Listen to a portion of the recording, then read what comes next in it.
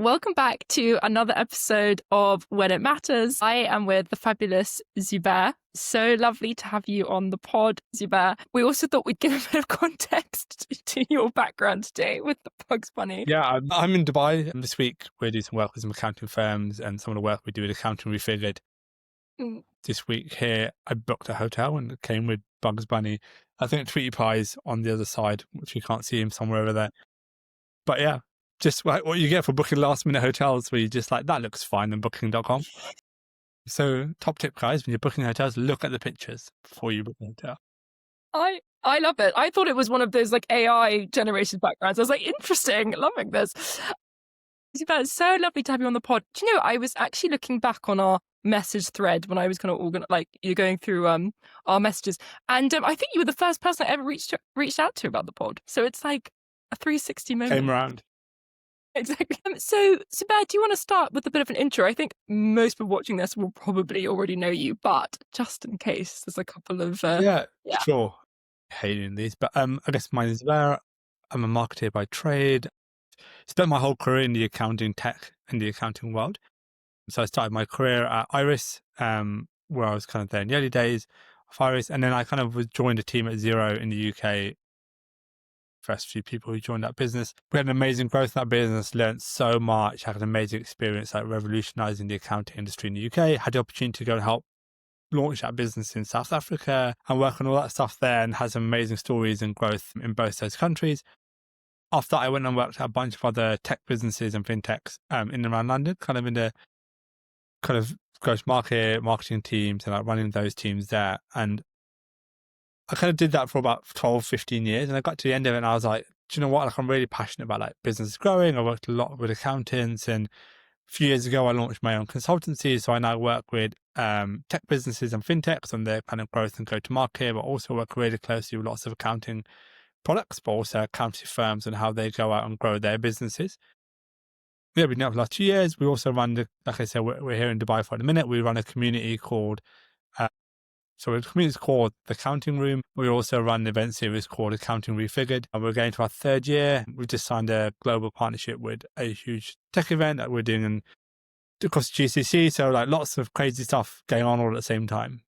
Yeah. You are one of the busiest people I know. And also you're probably like the biggest jet setter I know well. I wish. Amazing. And so I would love to perhaps go back in time a little bit and talk about your time at Xero and what it was like, one of the earlier highs there, and kind of witnessing this, the scale up to being, obviously now they're this huge empire.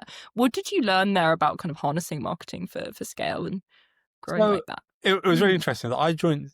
I actually remember the reason I wanted to join Xero, and it sounds kind of crazy. When Xero first launched in the UK, like before I was hired, there was a really amazing video with Arthur, the bee house maker. They made this video to advert, whatever. Go look it up. It's really old. I think it's like circa 2016, 2017, something like that. And I remember I was working at Iris. I just finished university. I was working at Iris, like my first ever proper job. And I watched that video and I was like, that is flipping cool. Like, I want to work there. And I think what that kind of instilled in me, what that taught me, was that actually you can break the norm. You can have fun with the way you go to market. You can have fun with the conversations you have. You can tell stories in different ways. I think, I'm going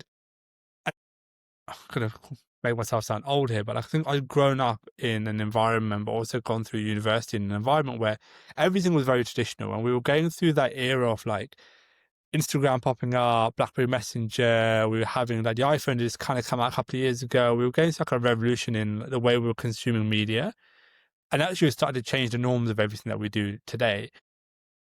But it also taught me the story. It also taught me that actually you can tell stories in a different way. And I think that's one of the things that I really value about my time at Xero, is that we were, I guess, given the keys to the kingdom to some extent. Like, Gary's an amazing, amazing CEO, the person to work with, founder, partner to work with, whatever his job title was at that point. But like, he kind of gave us the keys to the kingdom and said, like, we're going to go and do this. We're going to go grow this business.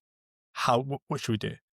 And we'd come to him, and I remember being 22, 23, I can't remember, something like that, and being like, hey, Gary, I think we should do this, we should do that. Like, we got this idea, we'll launch this new product, and he'd be like, yeah, go do it. And that whole like idea to go and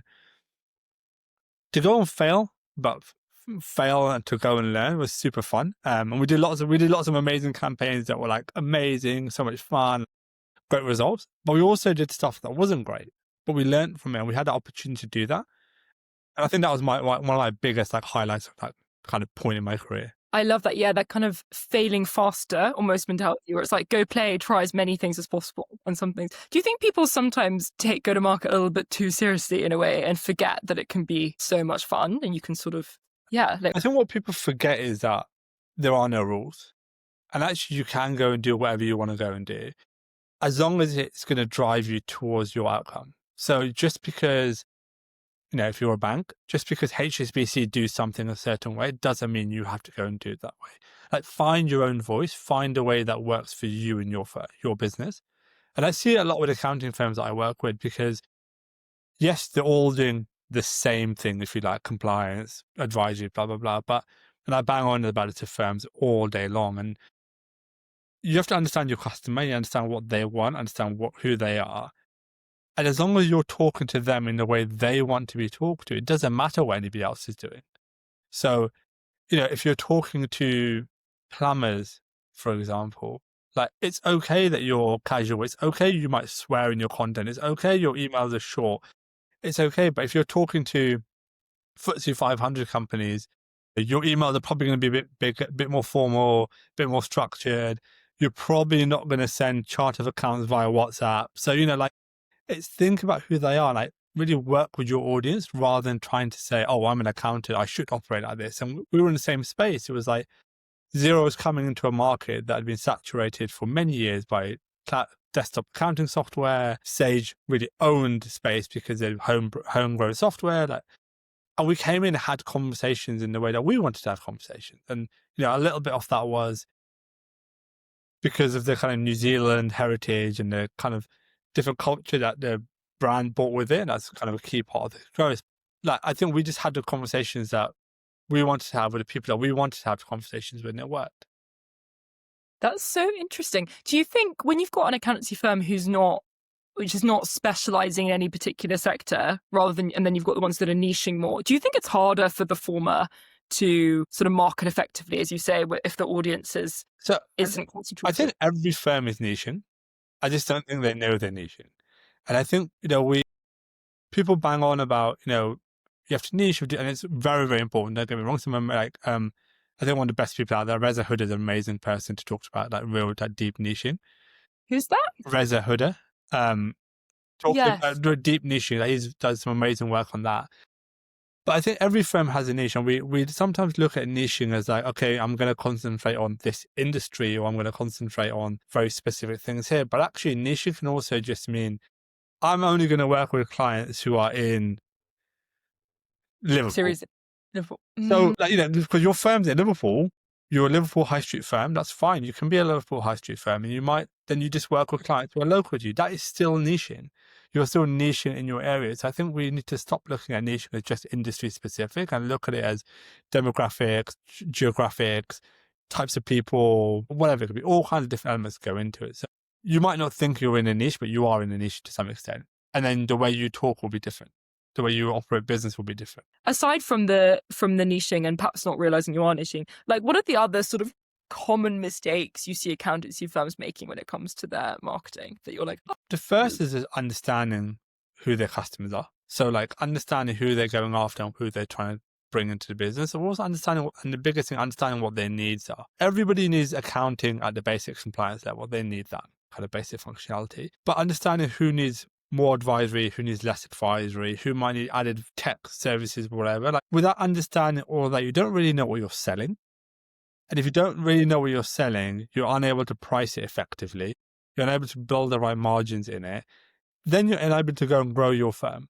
And actually people complain that they can't grow a firm, they can't go and do X, Y, and Z, they can't bring on new clients. And it's like, oh, let's get into it. That's one of the things I do with firms. I really get inside the firm and be like, well, what's going on?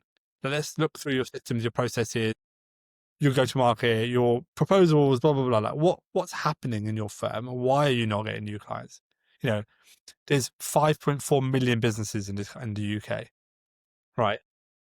there's 3,000 to 4,000 accounting firms, depends who you talk to. So there's a disparity. There's enough people in the market for you to go and get. Why can't you go and get them? What do you not understand about the people you want to go and get? Do you think, is there a particular message that you think, going back to basics, all accountancy firms should sort of focus on? So is it about building trust? Is it about confidence? Like if I'm an accountancy firm and I go, oh my gosh, I just have no idea where to start with my brand messaging, how do you kind of, encourage they go about that? And that can feel quite overwhelming. Look at the clients that you have today. Say, which are the clients I really love to work with? Which are the ones that really make me happy to be? Which are the ones that I really enjoy sending them an invoice or whatever it might be? Or what are their characteristics? Why do you enjoy them? Is it the people? Is it the types of businesses they are? Is it the industry that they're in? Is it the type of work that you're doing for them? What are those key components that make those clients a delight to work with? Understand that. And then then people should go and start to understand the pain they solve. Why do they come and choose you? Why is it such a delight to work with them? That then starts to build the foundations of your brand messaging. It's being like, well, the reason I like working with these guys is because they've got complicated businesses. And what I really get a buzz out of is I get a really big buzz out of explaining what all their accounts and all their finances mean to them in plain English so they can go and make decisions about their businesses. Amazing. That's why. So your brand messaging then becomes, we help you. I'm very much making this happen. We help you understand the finances in plain English. And then what you'll do is you'll go and attract more businesses like that because, again, they're complex. They don't understand their businesses. They don't understand what's going on. They want somebody to come and help them understand. I love that. And I think, what you've kind of shown is it doesn't have to be as complicated and scary. And oh my gosh, I need to really think about something really revolutionary in my brand messaging. It just comes down to understanding your ideal customer. And I bang on about this all the time. Like, accounting is B2B in the output for work that you have to do, but it's a H2H business, a human to human business. So until you can connect with a human that you're trying to help, you're not going to get anywhere. And do you think I'd love to talk more about the H2H thing in a bit, actually, and especially around your community building and everything you do in that space. But at the moment, obviously, we're seeing a lot of accountancy firms moving from compliance to kind of business advisory, more strategic practices. We actually just did an episode with Amanda C. Watts, I'm not sure if you know her, with the Business Advisor Academy. How does this change, or should this change, a firm's approach to marketing if they're looking to essentially level up from being a compliance-based business to being advisory-focused? Yeah, and it's, compliance is, I'm not an accountant, and accountants will kill me in the comments somewhere, but compliance is getting easier, right? Because more software is coming out, there's more tech. It's the grunt work of compliance is really getting pulled down. When I was at Xero in the early days, receipt management was the hardest problem, right? And Dex came into the receipt bank at that time, came into market and also pretty much solved that problem for the market, right? It said, take a picture on your phone, go straight into Xero, happy days, right? Cleared up a whole grunt work piece of work for businesses. And as that will keep going, we'll keep seeing those kind of grunty work things get cleared up as we go along. So firms are naturally going to be thinking about where they're going to add value to their clients. So where can they go and add value into their client base? So I think it's a good move. I think what they need to be thinking of is where do they add value is the most important thing. It goes back to that same point. What do you enjoy working with these clients? Or what clients do you want to go and enjoy working with? Do you have a background in FMCG, for example, and you want to go to help FMCG businesses go and do amazing things? So how do you go and advise them to do those kinds of things? How do you find the stuff that they need and the help that they need that you can go and provide? And if they're moving to a business advisory focused role and meeting, etc., what's your take on, them maybe making some white papers, doing webinars, like that more kind of consultancy based marketing and balancing that between not giving away too much for free, right? And also keeping a little bit back to keep the service offering. Yeah. That people. So I think there's a whole theory, thesis, I don't know what you call it, at Google did. It's called Zero Moments of Truth. And it's this whole idea that people need a certain amount of touch points with you before they go and buy from you. The whole kind of buying cycle is very dramatically different to what, we would have learned in GCSE business studies, right? Where it's awareness, attraction, blah, blah, blah, blah, blah, whatever it was. Actually, people are doing a lot of that work before they're even engaging with you. So they're looking at your website, they're looking at your LinkedIn profile, your Facebook profile, your whatever mediums you're on, you're looking at content. And then when they're coming to you, they're not coming to you for like gatekeeping or to understand more. They're almost just coming to you for qualification. So what firms should be thinking about is that what can we put into the market and into the space where where our ideal clients sit, to get them comfortable enough to a point where when they engage with us or we engage with them, they know enough about us to make a yes/no decision, rather than it's a position where we have to try and convince them on that. And I think when firms are looking at what they should be doing when they're going out for marketing, they should really be thinking about their ICP and really thinking about their ideal clients. Again, we'll go back to this plumber's example. I doubt many plumbers, and I don't want to generalize, are sitting there reading white papers about corporation tax. Very much doubt that's happening. They're probably watching a video on Facebook about something that's to do with accounting or TikTok. Whereas a FTSE 500 finance director is probably going to read a white paper, right, that you want to engage with. So you really need to make sure what you're putting out in the world has enough relevance to your audience and is hitting their pain points and is helping solve their problems, rather than just it's something that you are interested in, you want to put out into the market. Yeah, that's such a good point. I was speaking to an accountant called Emily Vass, who does accountancy for creators influencers, and she says she hasn't sent one email once. Everything is just through TikTok, which makes complete sense. And she was also saying that she finds that certain TikToks and certain messaging attracts the wrong types of or the customers that she wouldn't go after. People, for example, who don't want to pay more than like £10 an hour. Do you have any insights into the type of messaging that can potentially attract, I don't need to use the word wrong types of customers, but the types of customers that perhaps, these high-level advisory practices aren't necessarily after? Yeah, it's funny. I've just been running a whole series with the guys at Zero around scaling and succeeding. And we just before recording the podcast, we just did this whole session about like qualification discovery. So, and I think that's such a key part of this whole thing, right? Like it's quite difficult to make sure you're going to get the exact same right person that you want to walk through the door every single time. And your messaging has to be broad enough that reaches the wider demographic of what you want. But what's super important is for firms to set up kind of qualification criteria as they drive people into discovery part of the process. So one thing I recommend massively is I use Calendly, cal.com. I think Microsoft and Google have all these things built into them anyway. There's an option to put questions up front there. And what I recommend is you make a list of like green flags and red flags, right? Ideal customers, not ideal customers, and what are the criteria that you want there. Build out questions in your calendar booking system, whatever it might be, that are based on green flags. So if people hit those green flags, then go into a discovery call with them, go into that call to understand their business more. But if they're not hitting those green flags, then actually don't waste your time. Don't just go on a call for the sake of getting a call, think you can convince somebody, thinking you can change somebody's mind, because they've already self-selected that they're not the right client for you. So use it as a kind of a gatekeeping way for you to be like, right, I don't need to talk to this person. And politely send them an email, be like, hey, like, thanks for filling out the form. I don't think our values are aligned. Like, wish you all the best of luck. That's all good. That's fine. Yeah. It's okay to say no to somebody. That's such an important message, like protecting your time and also remembering your value and that you're not just going to take, whatever kind of comes your way. Yeah. And especially if you've got a focus, right? So I know, we'll go back to Liverpool business example, right? If you want to work with local businesses in Liverpool and somebody from Great Yarmouth wants to books a call with you, you're going to be like, well, this doesn't make any sense, does it?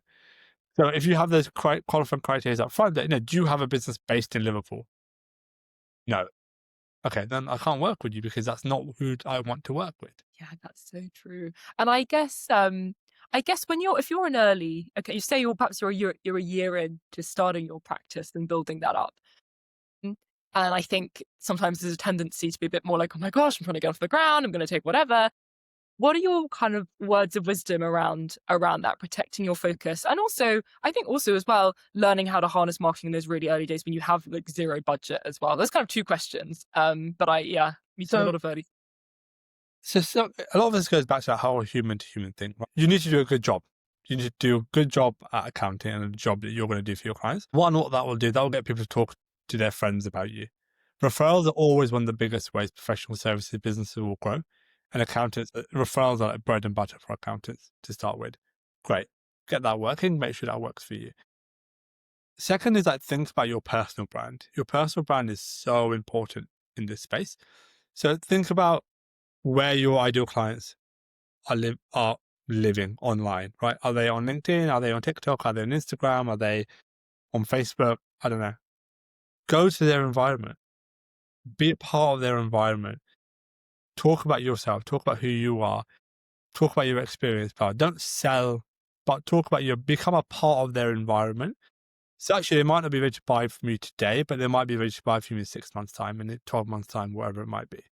So you harness personal brand is such an important part of this.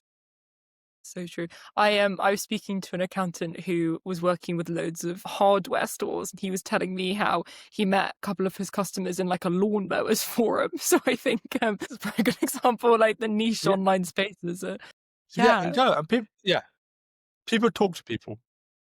So go and be in the environment where people are talking. I'd love to jump into this, human to human focus, which I know you've talked a lot about and has been the foundation of you building your community. Let's start. So give me a bit of a background about how the community began. When did you go, oh my gosh, this is something that the industry needs? Tell us the Yeah, story. Yeah. so I'd obviously worked in the UK accounting industry for about 10, 12 years. I've always been interested in the Middle East as a market. It's been quite exciting for me just because it's the rapid growth. I kind of like that constant evolution of stuff happening. And a friend of mine moved over here. He used to work at Xero, called Eamon, runs a business called Scope Solutions. And he came over here and he started a business, Scope Solution, which is about helping accounting firms and finance teams like build the right tech in their businesses. And I'd come over, visit him, had a conversation with him, that kind of stuff. And and I was trying to work with a bunch of fintech businesses here on like how they can go to market. And what we realized really quickly was the accountants here were a few years behind what we'd seen in the UK in from a like where their firms were, where their businesses were, the way they were doing servicing, et cetera, et cetera. Because we'd both been through the journey in the UK, we'd seen where the industry was going. And in the UAE and across the GCC, really, we're seeing so much more compliance. We're seeing so many more rules and stuff coming into place. Accountants are starting to have to do the compliance work they'd never done before. And actually, they Mm. need a community to help them to do that. So, for example, yesterday, the 31st of September, 30th September it was the first ever corporate tax filing for GCC firms, UAE firms. So businesses had never filed corporate tax here ever before, and they filed. Sorry, it just cut out for a second for probably like 3 or 4 seconds. I don't know if it was just on my side, but Oh, just in I case. think my internet refreshed. So which bit did you get to? I got to you kind of all these people in the UAE were having to do compliance for the first time and they didn't know. Yeah, so Yeah, so they, compliance is a brand new thing in this part of the world, right? So VAT only came in a couple of years ago. They just yesterday, in the end of September, filed the first ever round of corporation tax in the GCC ever. The first ever deadline ever I happened. had no idea that So this was.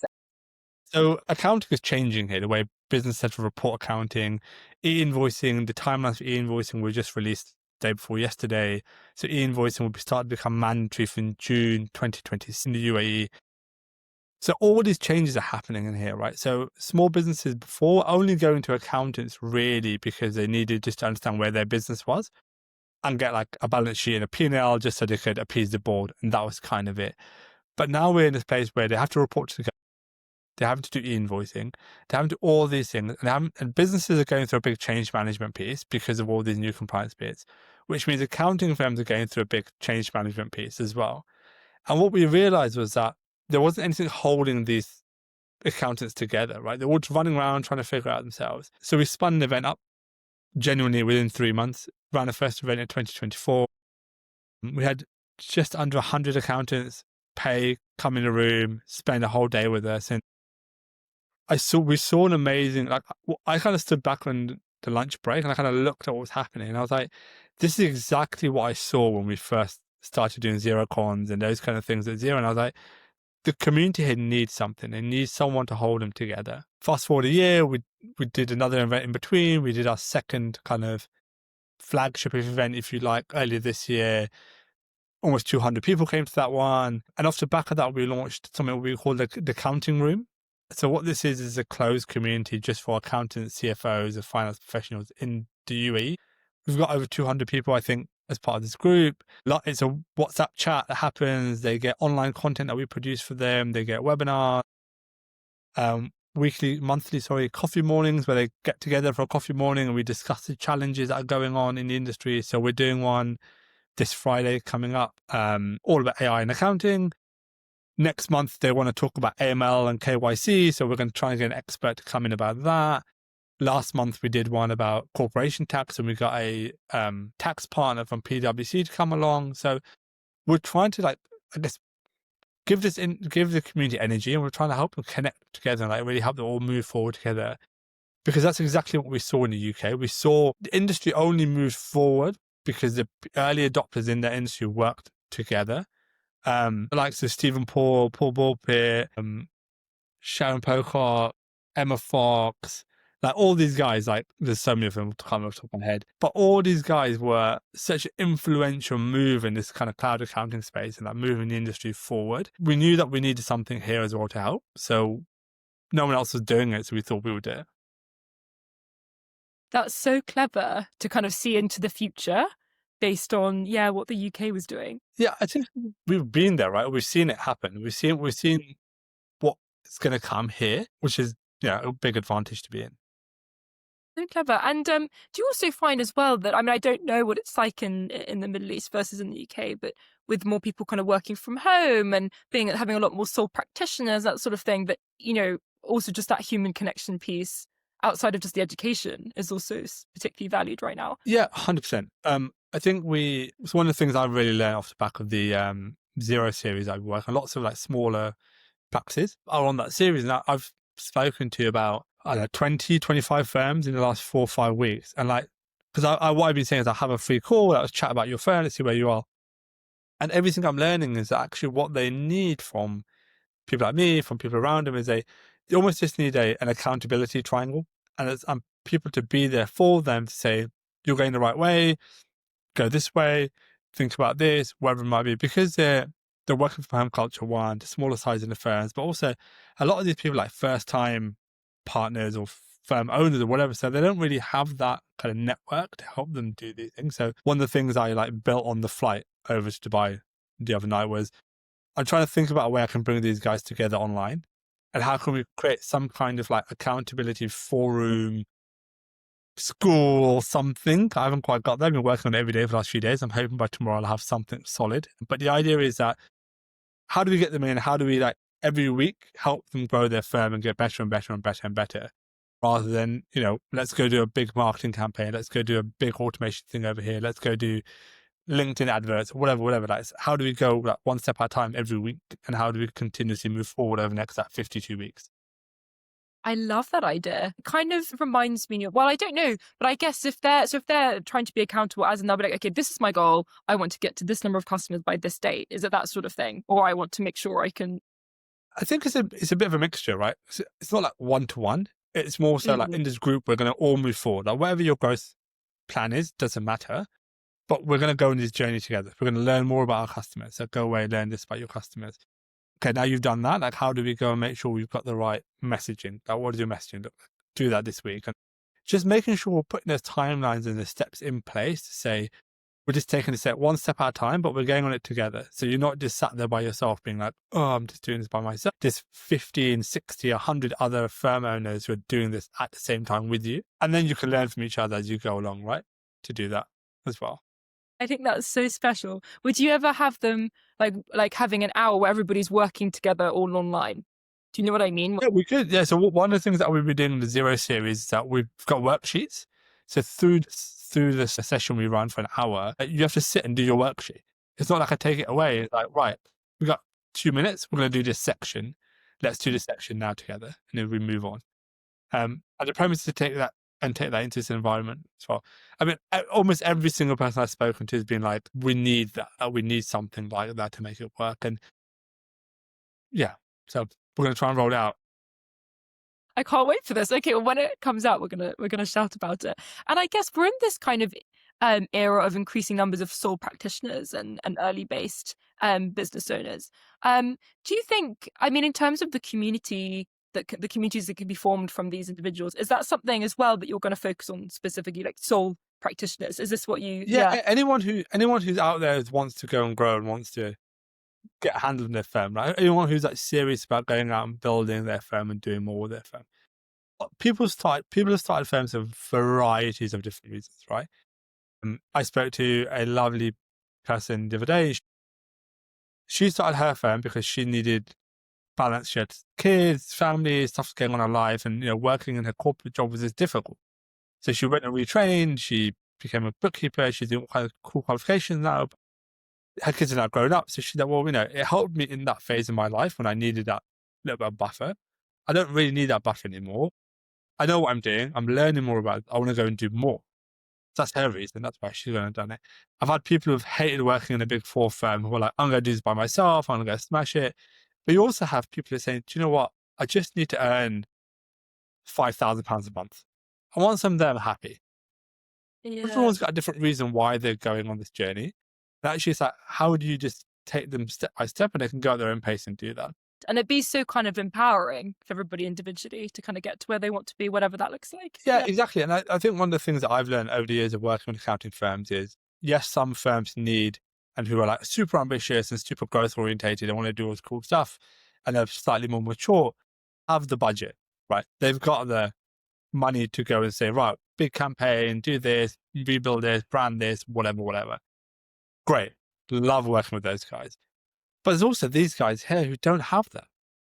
But they've still got the same ambition, the fire inside of them. So, why are we forgetting them? Like, why are we leaving them behind?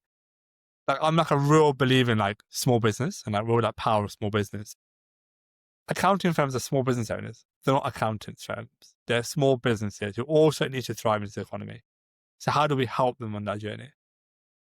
Yeah, that's such a powerful reminder. And actually, obviously community, you've become this incredible community builder and it's been, a huge part of your journey. Do you encourage your customer or like your, other accountancy firms that you work with to build communities themselves with their customers or that sort of stuff and like have people together? Or do you think we're maybe a bit early for that? I think it goes down to what you can do for your clients. What's the value in doing these things? So if your client base is a specific niche, how do you get into that specific niche from an industry perspective? Can you bring them together? Some of the firms we work with obviously got the autumn budget in November or something like that. Lots of firms are bringing some of their clients together to do like a briefing about the budget, right? Because it has an impact on more businesses. So creating your own communities and creating your own culture around your client base is super important. And it doesn't and I can always bang on about this, it doesn't have to look the same way somebody else's looks. So if somebody's doing a budget breakfast because they've got a bunch of clients who are like, I don't know, £2 million turnover plus, you might work with a bunch of local shopkeepers. They can't come to a budget breakfast because they're running their shop. Yeah. So what can you do for them? How can you talk to them? How can you make them feel included? How do you make them feel that you care about them and their businesses? Yeah, that's so true. So being part of a community and talking to other accountants and learning from them, but also understanding that you're in your own lane with your own customers and to not be kind of distracted from that. Yeah. Yeah, I've seen firms who work predominantly with tradespeople, tradesmen, tradesmen, spend their whole life posting on LinkedIn. What are you doing? Like, I don't know how many carpenters have LinkedIn profiles. Not saying they shouldn't, but I just don't think they have. Yeah. Why are you on LinkedIn? Oh, because everyone's on LinkedIn. It's like, well, that doesn't make sense for you, does it? Why does it make any sense for you to be on LinkedIn? So it's about, and the thing for me always rolls back to like understanding your customer. That's such an important takeaway. And yeah, for next minutes, I want to talk about AI. Obviously, we've got this webinar about kind of AI's role coming up in accounting marketing. At a kind of high level, what do people need to be aware of now in terms of staying competitive and staying current with their marketing in the AI era? Look, AI is a tool, and you need to harness tools for your practice to move forward. And whether that was harnessing Xero when it first came out of cloud accounting, whether that was harnessing Receipt Bank, DEX when that first started off, whatever it was, like the world's going to continue to evolve and continue to move on. It's important that you harness the tools along the way. The tools are not going to replace you. The tools aren't going to take away your jobs or whatever it might be. what they're going to enable you to do is be better at what you do. And give you the opportunity to focus on stuff that you might want to focus on more. Like we talked about grunt work earlier, like takes away some of the grunt work. Use tools like ChatGPT, use stuff like Claude AI. There's a bunch of other platforms out there which, enable you to build content from a blog post, and that kind of breaks up into loads of different things there. But utilize the tools, but make sure you're teaching the tools. Because I think what people get into the misconception of is that I'll just tell this AI thing and it will just tell me what I want to do. So it's a two-way street. It's artificial intelligence. It's learning. They're like they're learning machines. So until you teach it something, it doesn't know anything. And it's relying on other people teaching it stuff. So what I always recommend to people to do, and I've been working with my little cousin. She just finished A level. She's going to university. She's taking a year out. She wants to go do law. And I said that, well, over the next 12 months, I build up your personal brand, right? And I worked through a process with her, working with a couple of AI tools. And I was like, I want you to talk to this AI tool, like physically talk to it and teach it everything about yourself. And it will ask you questions and do that kind of process. And now what that's enabled her to do is to build some really great content. She obviously has to edit it and change it and adjust it a little bit. But by investing that time in understanding the tool, understanding where it can help her, she's now harnessing that to go and grow her personal brand. Right? Whereas she would have been in a place where, what do? I don't know what to write. How do I write about it? What is this? What's going to work? Blah, blah, blah. Like it takes away so many barriers for her. And it gives her the opportunity to go and actually do the thing that she wants to go and do. It's the same for firms, right? How do you take and we're seeing it here in the UAE massively. The government is releasing loads of documentation about different compliance things coming out, different changes in things. And these documents are heavy documents, right? They're like 12, 15 pages of heavy text. For you as an accountant to then read all that, digest it, understand it, to then turn that around and replay it to your client base, it's quite difficult. And also difficult for you to play it back in the way your client wants to receive it.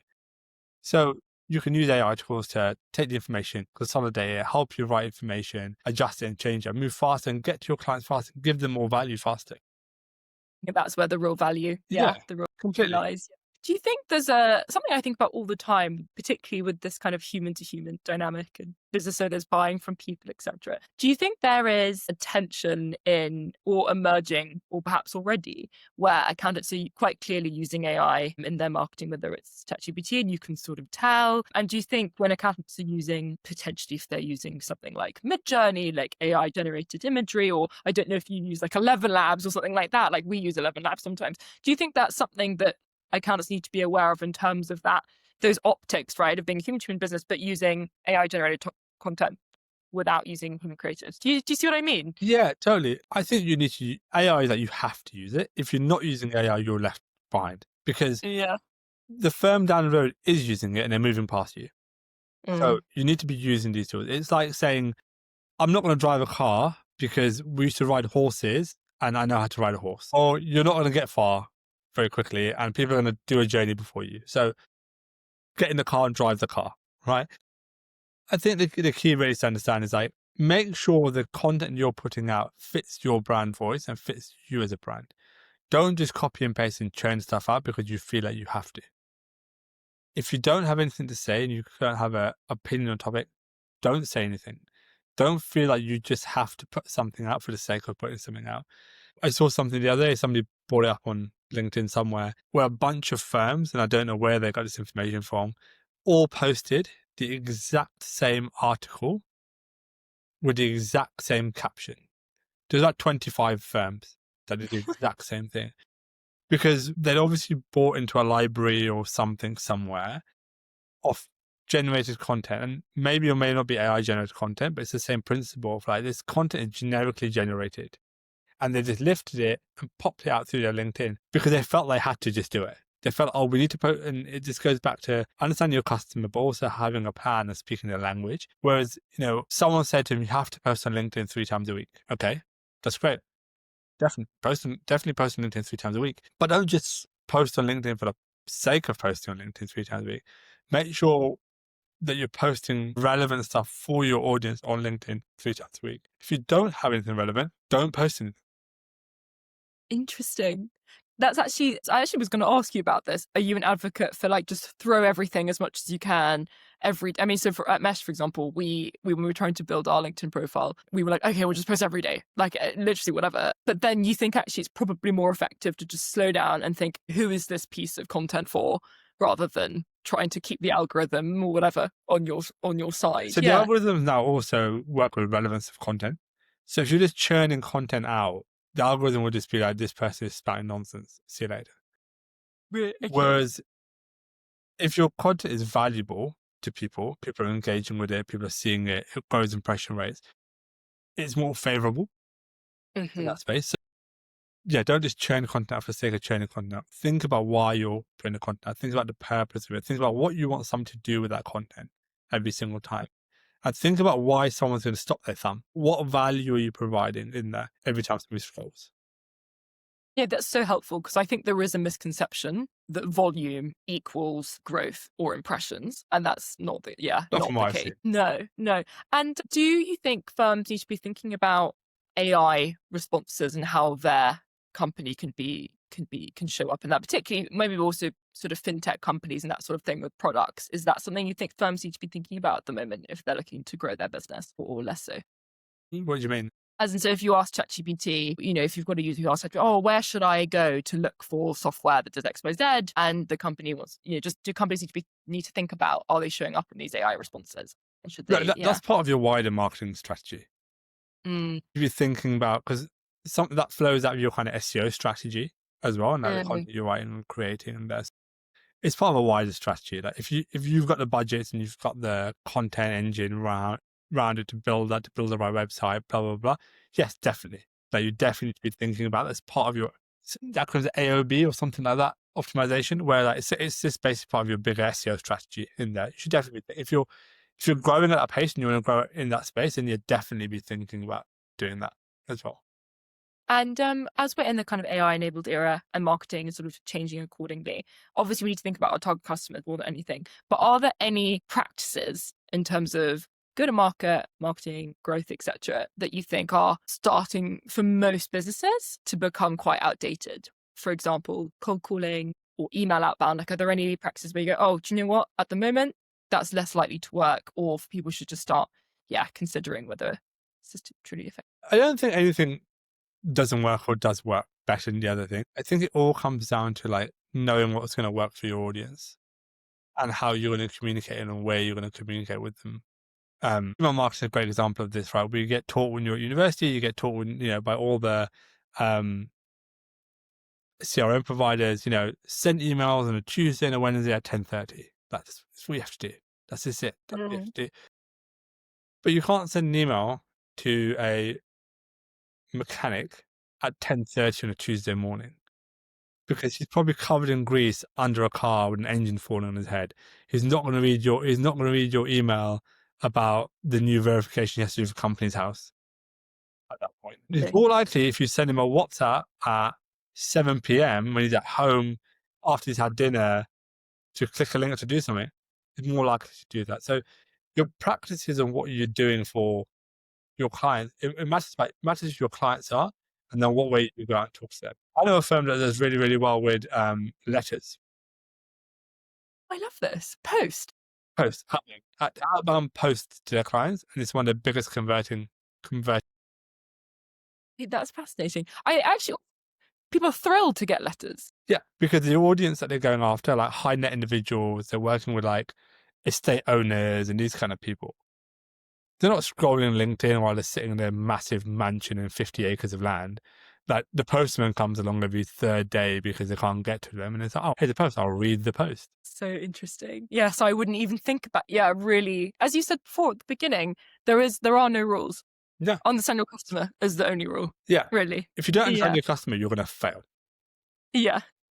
Understand your customer and then go play by whatever rules you want to play with them. And for accountants who are looking to expand their marketing efforts a little bit, perhaps looking to kind of grow their practice, or they just want to increase their awareness, etc., they know their target company, their kind of target ICP. That's all fine. In terms of getting ready from a tech stack perspective and a time perspective, do you have any kind of words of wisdom about how that could be built into their day-to-day or their week, which doesn't kind of add a lot of onerous extra hours and effort. Yeah. So the key thing is have an owner.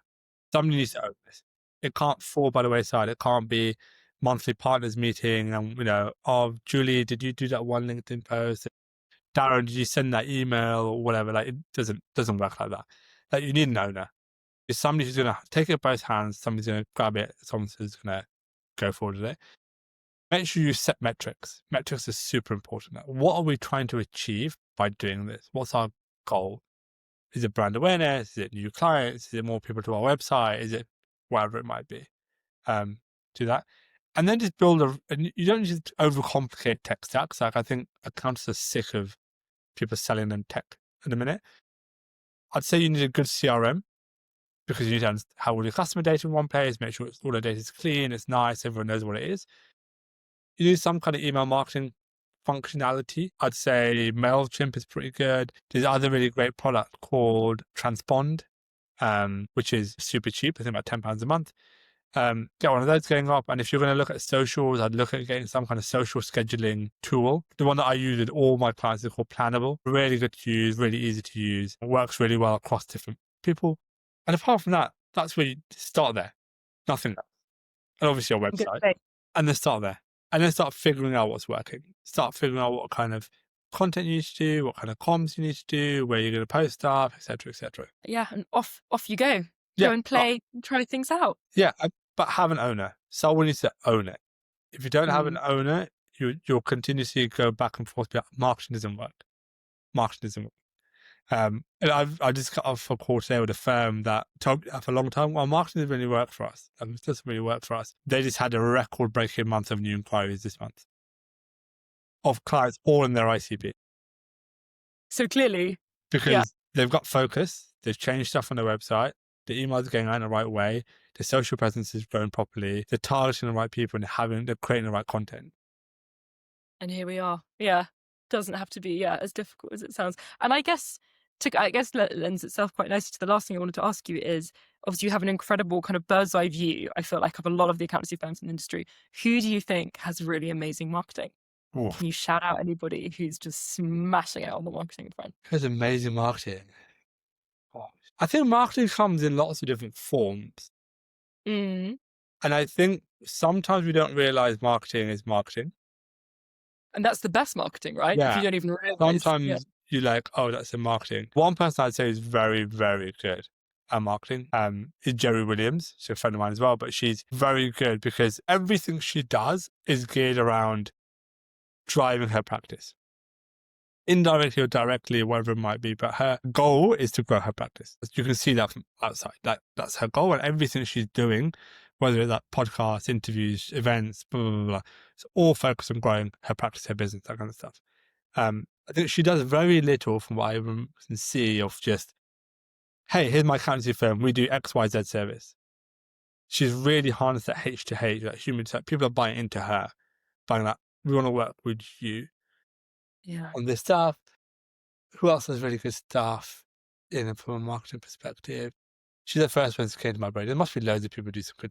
Neil Criddle, he does some cool stuff as well. But again, he blends a little bit more of that like human to human, but also his firm into that as well. Like, I really like the way he does stuff. And then there's a bunch of people who specialize in some niches, who do really well in those niches and work really closely, like drive into those niches and work really specifically in those spaces, like the charity sectors and those kind of bits and pieces. So there's some really good work in there as well. Yeah, we love Neil Criddle. I agree, he smashes that. I'm going to look up Jerry afterwards because I don't think I've seen her work. In terms of, I guess the last thing I want to ask you is, like, when it comes to how do you know that your brand and the feel of your accountancy firm feels H2H versus B2B? Like, what is it that will differentiate two firms, one feeling H2H and one feeling B2B, in terms of their marketing and messaging? I think for me, I always think is, if I'm reading somebody's marketing, am I reading in my brain like an advert, or am I reading it as if that person is talking to me? Interesting. Yeah. So am I reading it in the voice of the guy doing the Muller Crunch Corner advert?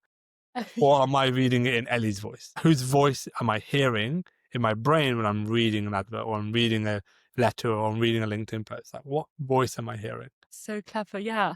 I never even thought about that. And also, I guess in the AI generated content that's even more important. Yeah. That your You're voice hearing the comes. voice of the person you want. I say this a lot, and I say it tongue in cheek, but I also mean it quite a lot, is as business owners, you're going to an accountant and you're saying, hey, help me with my business because you can do the tax and blah, blah. What you're not saying as business owners, here is my whole life I'm handing to you. This business feeds my family, pays for my kids to go on holiday, pays for other people's kids to go on holiday. It pays for other people's kids to have dinner. So I'm trusting you with this. I'm handing it to you to help me figure out how this works. And we never talk about that. No. We talk about the fact that accountants do compliance. But actually, it's very high stakes, really. It's huge. Or it feels very high stakes. It's huge. But we never talk about that. We just talk about compliance and we talk about business services and we talk about MTD and we talk about all this nonsense, which is important because you have to submit that to government. But the impact an accountant can have on a business, on a people, on an economy, on whatever it might be, is huge. And yeah, that's so true. I feel like no one's put it that well before. I think, we forget how integral they are. And how much you've got to really trust them. Zubair, thank you so much. No This was such a good episode. Before you go, obviously you've got a lot coming up. You're doing work with Zero. You've got a lot of events, a lot of community-based stuff.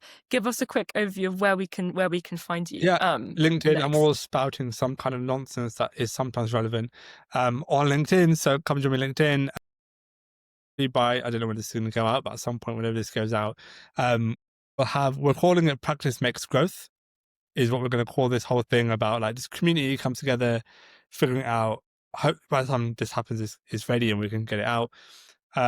If you're in the Middle East and you want to come and hang out, we're doing events every month. Flagship event is in May next year, but I'm around, so come and say hello.